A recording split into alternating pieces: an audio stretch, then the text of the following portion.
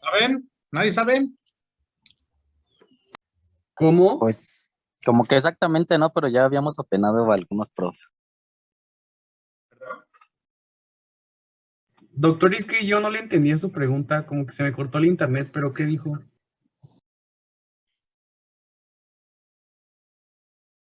Estoy hablando de por qué truenan de por qué te truenas los dedos. ¿Sí? Y de por qué te los puedes, y de por qué te los puedes tronar hasta que te canses. Eso no es malo. No es como la crepitación articular de la rodilla, que sí produce desgaste. La de los tronarse los dedos, esa no. ¿No es por aire? Bueno, yo una vez vi un video que según era por aire, que se queda y que pues sale y por eso truena. Sí, pero déjame seguir. Entonces, en el agua de una pecera, por ejemplo, hay oxígeno. El pez va nadando y va y tiene unas cosas acá, unas como aberturas. ¿Cómo se llaman esas aberturas? Branquias. Branquias. Entonces lo que hace cuando es así, mete agua,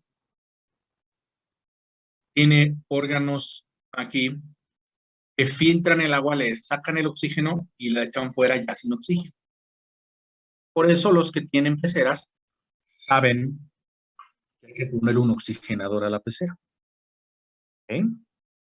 Entonces el líquido sinovial también tiene gas. En este caso es dióxido de carbono. Uh-huh.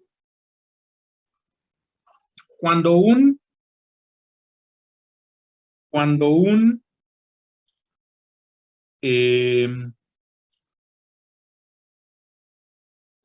líquido está dentro de un recipiente a una presión estable, el gas se mantiene dentro del líquido. Pero cuando la presión cambia de súbito, el líquido se sale del líquido. Uh-huh. Por eso truena una lata de cerveza. Porque a la hora que tú la abres, cambia la presión dentro de la lata. Por eso, por mucho que quieras, no puedes, ese sonido siempre va a estar porque es una cuestión de la física. Por eso sí, por eso también, si tú agarras una botella o una lata de coca, lo que sea una botella de coca, y la agitas, a la hora que tú la agitas, estás cambiando la presión dentro del líquido de este. Entonces se sale el gas. ¿Sí? Por eso si agitas una y la abres, va a salir eso. ¿No?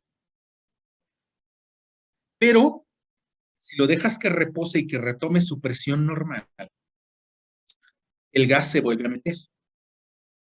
Por eso si se te agitó un refresco, lo dejas que repose un rato. Uh-huh. Lo mismo pasa cuando te jalas el dedo. Aquí hay una articulación, hay dos huesos y tienen en medio la sinovial. Entonces, a la hora que tú los jalas, cambia la presión dentro de la cápsula sinovial y se escucha un tronido. Ahí no hace pss, porque no sale realmente, sigue ahí nomás adentro. Se escucha un pss. Por eso no te puedes tronar los dedos 2 veces seguidas. Tienes que esperarte a que se vuelva a meter el gas, lo cual tarda unos minutos. Por eso, los dedos te los puedes tronar hasta que te canses. Y no te va a pasar absolutamente nada. Porque eso también es una onda de las mamás o de las abuelas de no estoy haciendo ese trabajo. Uh-huh. ¿Entendieron eso? Sí, Pi. ¿Ven? O sea, ahí pueden contestar a una pregunta que suelen hacer mucho.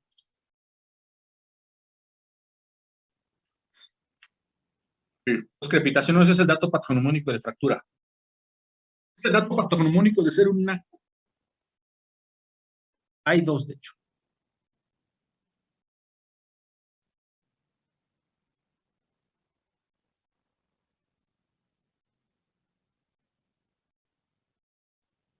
¿No saben? ¿Cómo, profe? No se escuchó bien. ¿Cuál es el dato patognomónico de ser un naco? No, no sé, profe. Hay dos. ¿Escuchar música de Grupo Firme? Masticar con la boca. Irrespetuoso. Con esa nos aventaste la pedrada a medio salón, Jorge, gracias. Son Creer que dos. la palabra naco es despectivo. ¿Perdón? Que si no es creer que la palabra naco es despectivo. Sí es. Una persona que se siente muy acá y es medio corrido. Los dos datos patognomónicos son traer los vidrios polarizados e irle a la América. Es chiste, ¿eh?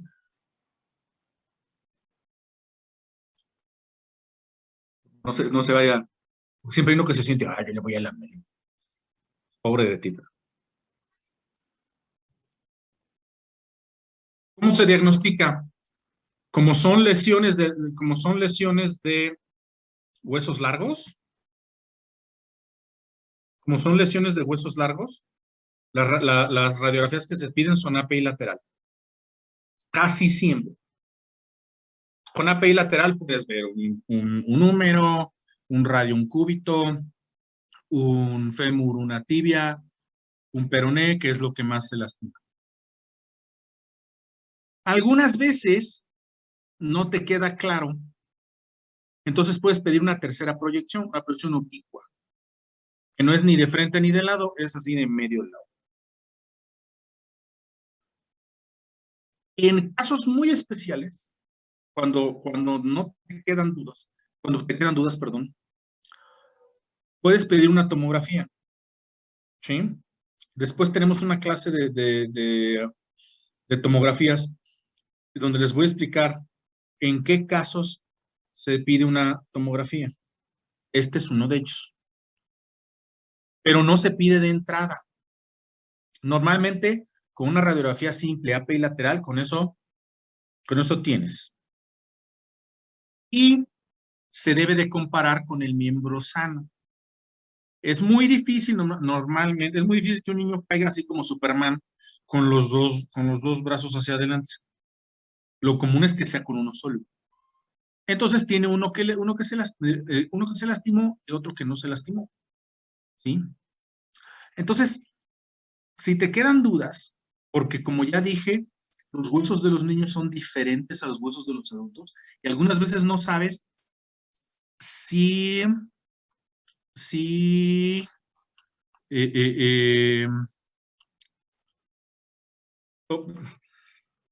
sobre todo en los codos. Ay, güey.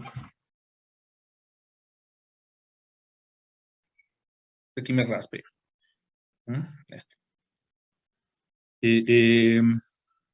Sobre todo los codos de los niños, ver los cóndilos del húmero de un niño pequeño, de un niño de unos 4, 5, 6 años, está bien cabrón, o sea. Luego tenemos una clase de eso y van a ver unas imágenes y no sabes si se lastimó o no se lastimó, sobre todo si no tienes experiencia. Y se te puede ir. Uno de mis mejores amigos, que es traumatólogo, ¿ah? Él tuvo una lesión de niño, tuvo una lesión de codo y no sé, la persona que lo vio ni se enteró. Y pues no le hizo nada, quedó mal y se le fue enchuecando el brazo. Y hasta la fecha lo tiene chueco. Es traumatólogo y no le afecta en su vida, pero lo tiene chueco.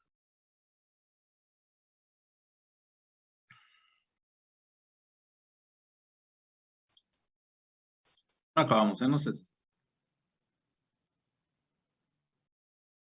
Perdón que me extienda mucho, pero me gusta explicar.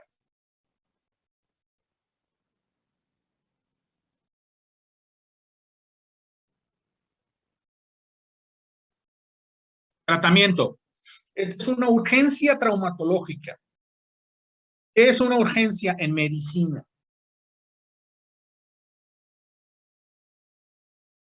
Para un paciente todo es urgencia.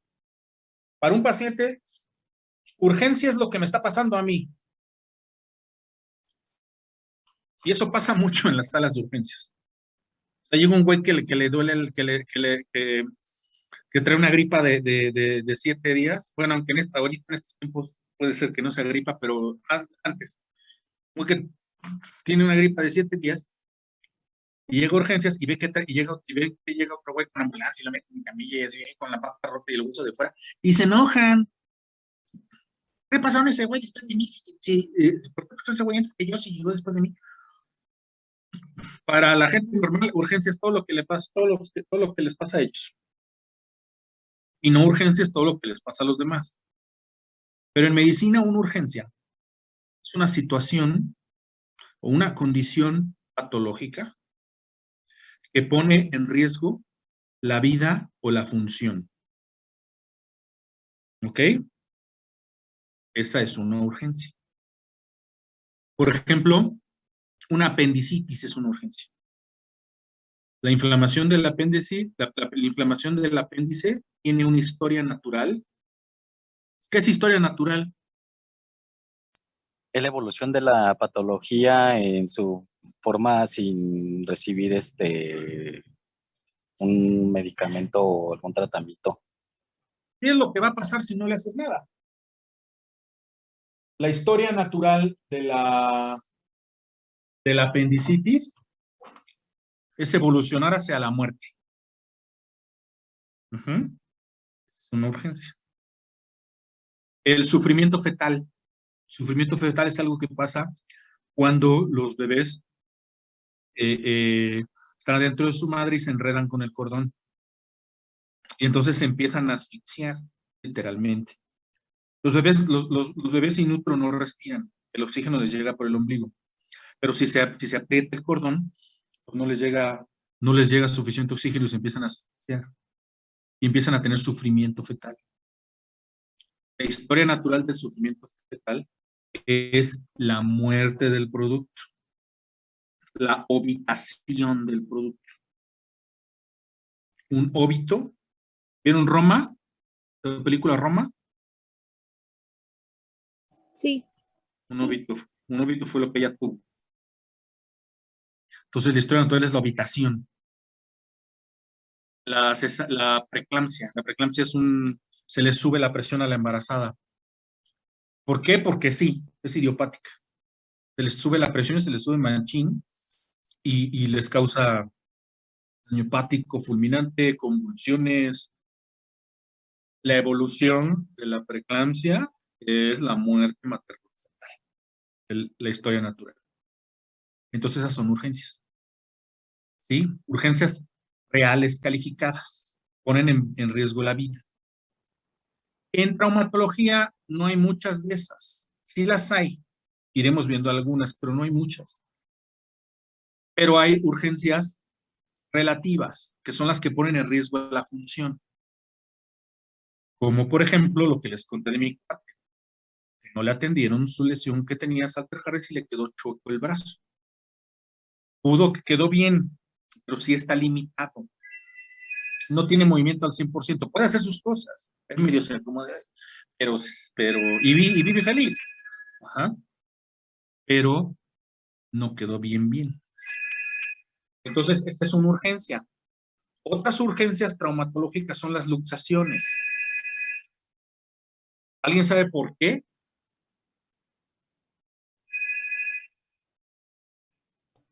Una luxación de hombro, por ejemplo, es la más común. Una luxación de hombro. Sí, porque se sale el hueso del lugar y pues obviamente es doloroso y pues no queda en el lugar en el que debe de ir la pieza. El güey, pues, si le duele, que se aguante. ¿No podría ser por una tipo como obstrucción vascular? Algo así. El cartílago articular, el cartílago no está irrigado. El cartílago articular recibe sus nutrientes del líquido. Ujú. Entonces, si se rompe la articulación, se sale el líquido. Y el cartílago se empieza a morir. Y si se muere, queda doloroso. For life. Como el primo Yabar que quedó cojo for life. No les puedo contar la edificante historia del primo Yabar. Esa sí tiene que ser en vivo. Le queda doloroso for life. Y ahí sí, a donde te haga. Las fracturas expuestas, tenemos la clase de mañana. La artritis séptica, que ya les había yo dicho, que a un niño se le puede ir una infección de la garganta, por ejemplo, se le va a la articulación y entonces las bacterias se comen el cartílago y pasa exactamente lo mismo. Le va a quedar al niño la pata, porque siempre es la pata, le va a quedar la pata dolorosa for life. Y eso lo tienes que atender en el momento, si no. Esto también, porque desde el momento en que, desde el momento en que la fisis se lastima, se empieza a degenerar y a morir. ¿Sí? Entonces tienes, se estima que unas 24 o 48 horas antes de que quede un daño irreversible. ¿Sí? Lo que se debe hacer es una reducción inmediata e inmovilización. La maniobra debe ser lo más gentil posible, es un niño. Puede pasar que si no se había lastimado el cartílago, a la hora que le quieres acomodar la fisis, lo lastimas tú. El tratamiento es conservador en 1 y 2. O sea, te lo acomodas otra vez, le pones un yeso y le das la bendición de la sede de cotorreo.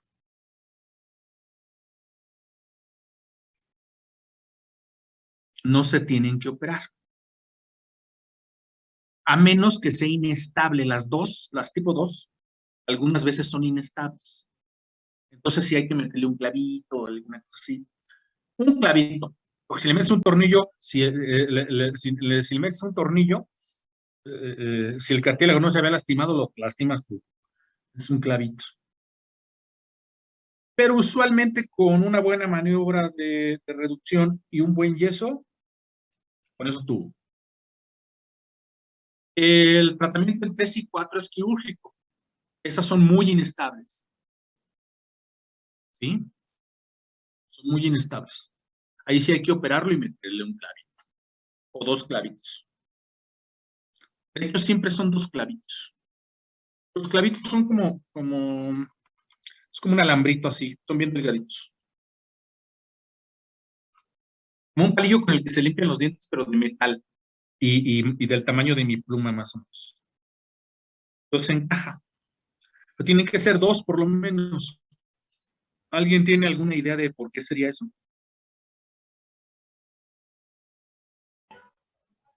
¿Cuál, el tamaño del alambre o qué, prof? No. Son 2. Te tienen que poner 2 por lo menos, porque tú, haz de cuenta que este es el fragmento que vas a clavar. Tú le metes el clavito. Pero si nada más le metes 1, el fragmento puede...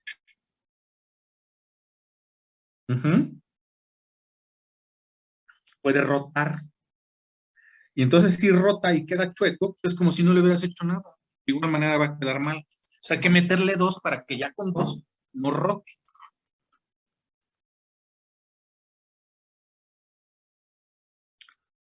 En tipo 5, la bendición de la sede de cotorreo nada más. No puedes hacer nada. Ya se aplastó. Lo que tienes que hacer es observarlo. Si le queda muy chueca una pata, la puedes alargar. O si todavía está, o puedes acortar la que le está creciendo. ¿Sí? Hay maneras de alargarla. La regla general es esta. La regla general de las dismetrías es esta.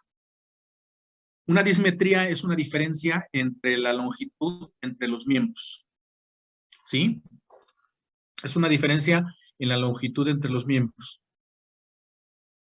Si le quedó una mano más corta que una pata, un brazo más corto que el otro, la regla general es esta. Si son menos de 2 centímetros de diferencia, si son menos de 2 centímetros de diferencia, más es nada. Ya que se quede así. No le afecta la función. Si tratas de arreglarlo, lo puedes dejar peor. Y el cuerpo compensa. Más adelante volveremos a esto, en otra clase, donde lo explico con más detalle. Si es de 2 a 5 centímetros, o sea, menos de 2 centímetros no es nada. De hecho, nuevamente, si estuviéramos en vivo, pasaría alguien a ver si tienen las patas del mismo tamaño. La mayoría de la gente no tenemos las patas del mismo tamaño. Yo, mi pierna derecha es un poquito más corta. ¿Sí? Pero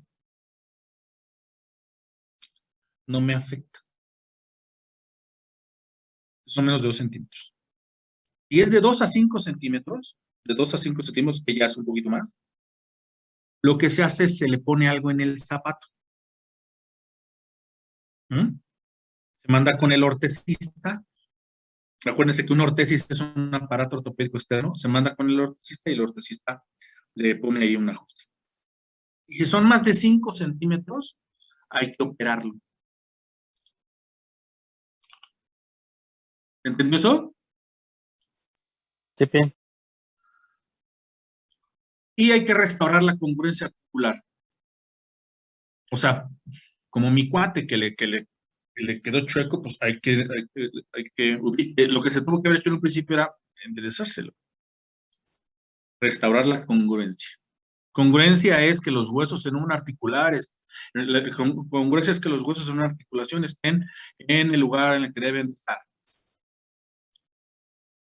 Como dije, lo que se utiliza son clavitos Kirchner porque son lo más chiquito que hay. Y con eso pues lastimas menos. Ya que hayas sanado la fractura 2 meses, como todo, aunque sea niño, tarda. Y como dije hace rato, si quedó con alguna dismetría o con alguna deformidad angular, si le quedó el brazo o la pierna en varo o en valgo, se puede corregir, pero ya después. Pero si ya le quedó así. La evolución y el pronóstico. Pronóstico es cómo le va a ir. Dependen de la lesión y de la zona anatómica. Hay lesiones, hay zonas anatómicas que sanan mejor que otras. Como las articulaciones que tienen movimiento monoplanar, o sea que solamente se mueven de una forma, el codo solamente se dobla y se estira. No tiene ningún otro movimiento. La rodilla solamente se dobla y se estira. Es monoplanar. Esas tienen deformidad angular. Quedan en varo o en valgo. ¿Ok? ¿Entendió eso? Sí, bien. Las articulaciones de movimiento multiplanar, como el hombro o la cadera, el hombro y la cadera se mueven, el hombro se mueve en todas direcciones y la cadera se mueve también en casi todos los planos.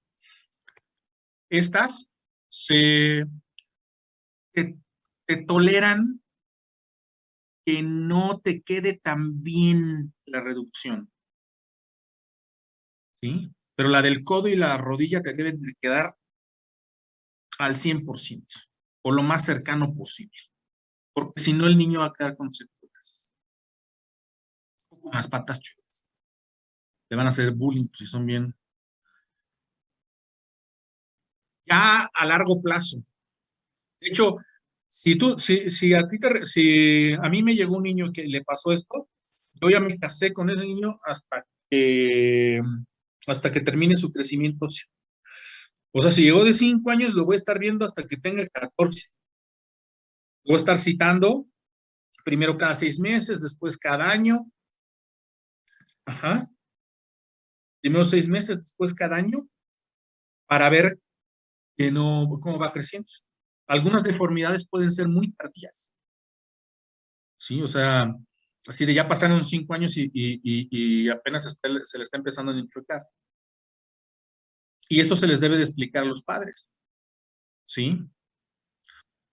Que, que estas lesiones son, sí, mire señor, señora, lo que sea, estas lesiones, lo que se afectó es la parte del hueso que crece. ¿Ah? Como el niño todavía no termina de crecer, puede ser que le afecte su crecimiento. Por eso, a futuro, es difícil saber si puede haber alguna complicación. Y eso les tiene que quedar bien claro. En conclusión, las lesiones de la placa del crecimiento son urgencias por sus posibles repercusiones futuras en la vida del paciente. El crecimiento es ocasional, el diagnóstico es ocasionalmente difícil o la lesión puede pasar desapercibida. O sea, se te pueden ir.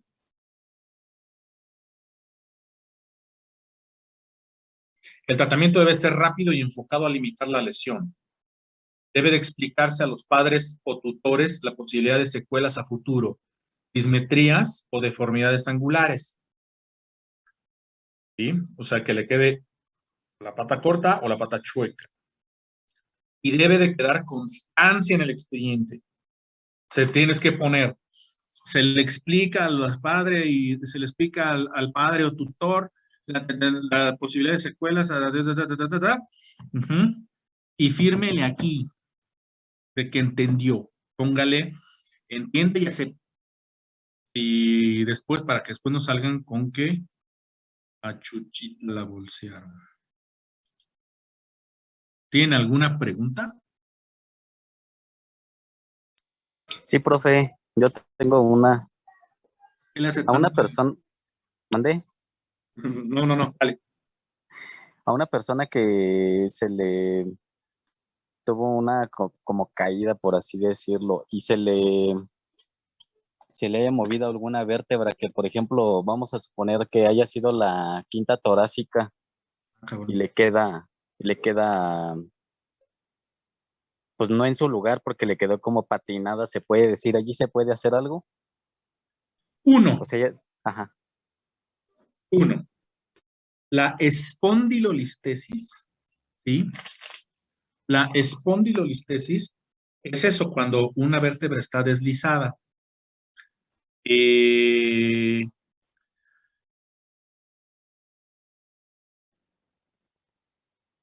Así más o menos, ¿no? sí, La que está, esta está fuera de su lugar.